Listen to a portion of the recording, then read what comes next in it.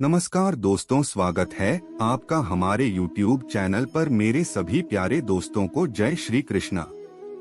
महाभारत की कहानी कर्ण के जन्म की कथा।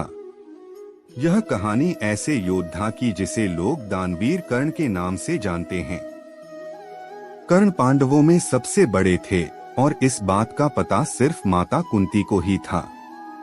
कर्ण का जन्म कुंती के विवाह से पहले ही हो गया था, इसलिए लायकलाज के डर से कुंती ने कर्ण को छोड़ दिया था। लेकिन कर्ण का जन्म कुंती के विवाह से पहले कैसे हो गया, इसके पीछे भी एक कहानी है। बात उस समय की है जब कुंती का विवाह नहीं हुआ था और वह सिर्फ राजकुमारी थी। उसी दौरान ऋषि दुर्वासा पूरे 1 वर्ष के लिए राजकुमारी कुंती के पिता के महल में अतिथि के रूप में ठहरे। कुंती ने 1 वर्ष तक उनकी खूब सेवा की।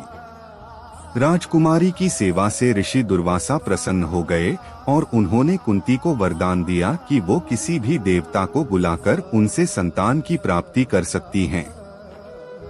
एक दिन कुंती के मन में आया कि क्यों न वरदान की परीक्षा की जाए। ऐसा सोचकर उन्होंने सूर्य देव की प्रार्थना करके उन्हें बुला लिया।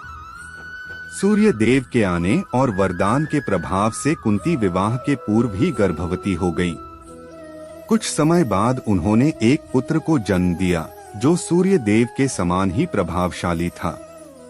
साथ ही जन्म के समय से ही उस शिशु के शरीर पर कवच और कुंडल थे। कुंवारी अवस्था में पुत्र की प्राप्ति के कारण लोकलाज के डर से कुंती ने उसे एक डिब्बे में बंद करके नदी में बहा दिया।